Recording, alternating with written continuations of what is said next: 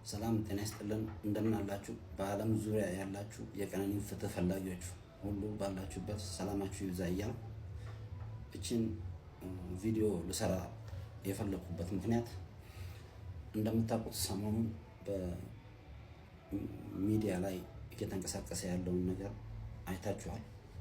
ብዙ ኮሜንቶች እየተሰጡበት ነው እና ለምሳሌ አንዱ ዓለም ከቤተሰብን አማክር ያለው እሷ እያመማት ስለሷ ጉዳይ ከቤተሰብ ጋር ተወያይቻለሁ፣ ስለዚህ መፍትሄ አልሰጡኝም ብሎ ሲናገር ሰምተናል። እኔ ከቤተሰቡ አንዱ አካል እኔ ነኝ፣ ለማ እባላለሁ እና ከኛ ጋራ በሷ ህመም ዙሪያ ምንም አይነት የተማከረው የተወያየነው ጉዳይ የለም። ይሄ እንዲታወቅ ፈልጋለሁ። ሲቀጥል ደግሞ ማለት ነው ያ ብቻ አይደለም፣ እንኳን የሷ ህመም ወይም ደግሞ አሞታል ብሎ ሊያማከረን አይደለም። እንደምታውቁት ያረፈች ቀን እኔን 6:20 ላይ ደውላልኝ በአንዱ ዓለም ስም ላይሰንስ አውጣና መኪና ማስገባት እንፈልጋለን ብላ 6:20 ያናገረችኝ በሰላም የተወያየን ልጅ ነች። ሲቀጥል እሷ ያንን ብላ 9 ሰዓት ላይ ያረፈች ልጅ ከ9 ሰዓት ጀምሮ እስከ ጠዋቱ 12 ሰዓት ተኩል ድረስ ከቤት አንስተው ሆስፒታል ወስደው ሆስፒታል ቤተሰቦቿ የእሷ ቅርብ ዘመዶች የሉም ሲባል ዘመድ እዚህ የላትም፣ ገጠር ነው ያለው የእሷ ዘመድ ያሉት።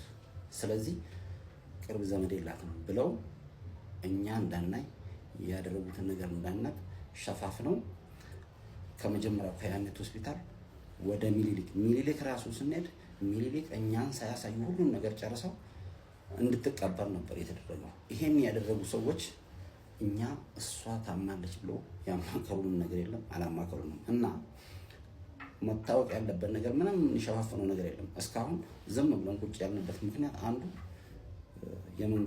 መንግስት በእጁ ይሄን ጉዳይ ይዞ መንግስት እየተከታተለው ስለሆነ መንግስት እጅ ያለ ጉዳይ ነው ብለን ነው። አሁን ግን እነግራቸዋለሁ ያለውን ነገር። እኔ አስከሬኗን ከፍቼ ነው ያየሁት።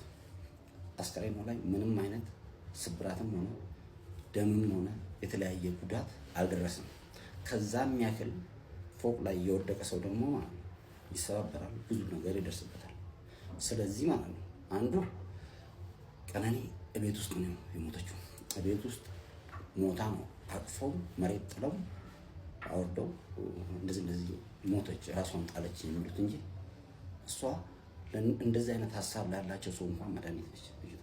ስለዚህ የሞተችውም ቤት ነው፣ ከቤት ነው አወጥተው ታች ጥለው ጮኸው እንደገና ማንም እኛ ሳናይ ምንም ነገር የእሷን አሟሟትም ምንም ነገር ሳናቅ እዚህ ከተማ እያለን 9 ሰዓት የሞተች ልጅ በሚዲያ ተለቆ ስለሷ ጉዳይ ሌላ ስንት ሰው አውቁ ከመጀመሪያው ሆስፒታል እስከ ሚኒሊክ ሄዱ። ሚኒሊክ ያለው ፕሮሰስ አልቆ ከዛ በኋላ ነው እኛ ራሱ የደረስነው። በግድ አስከሬኗን አስከፍቼ ያየሁት እኔ ነኝ።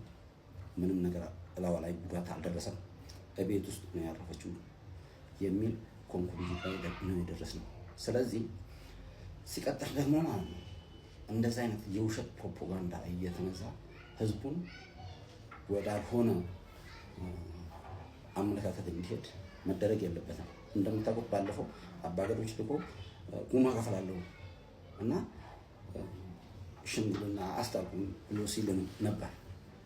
ያልገደለበትን ጉማ የሚከፍልበት ነገር የለም። እንደዛ ያለውን አባገዶች ምትኛን ቤተሰብ ነፋዘር ጋር እንደዛ ካሉ በኋላ አሁን ግን ሚዲያ ላይ ወጥቶ አላልኩም ብሎ ዋሸ ማለት ነው። ይሄም ህዝብን የመቅረበር ያክል ነው የሚታየው። ሁለተኛው ትልቁ ነገር ደግሞ የቀነኒ ትንሹ ወንድም ወይም ደግሞ ሊበን ወጥቶ እሱ በተናገረው ነገር እና ለማም ያውቃል ሊበን ያውቃል ብሎ ባለው ዙሪያ እሱ ትክክለኛውን መልስ ሰጠ። እሱ ትክክለኛውን መልስ በሰጠ በተለያየ አኳኋንና በተለያየ ህዝብ አመለካከታቸውን እሱ ዳይቨርት ባደረገው የተለያየ ትችት እየደረሰበት ነው። ከትችት አልፎ ማስጠንቀቂያ እየደረሰበት ሊበን ማለት ነው። እዚህ ልጅ ላይ ምንም አይነት ጉዳት ቢደርስ ምንም አይነት ሌላ ነገር ቢደርስ ይሄን ያደረሰው ሌላ ሳይሆን የምናውቀው አንድ ሰው ነው።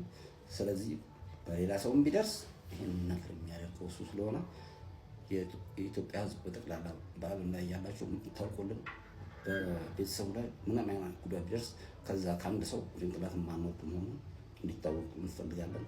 ፍትህ ለቀነኒ። አሁንም ከጎናችን ስላላችሁ እናመሰግናለን። ይህን ለማለት ነው። አመሰግናለሁ።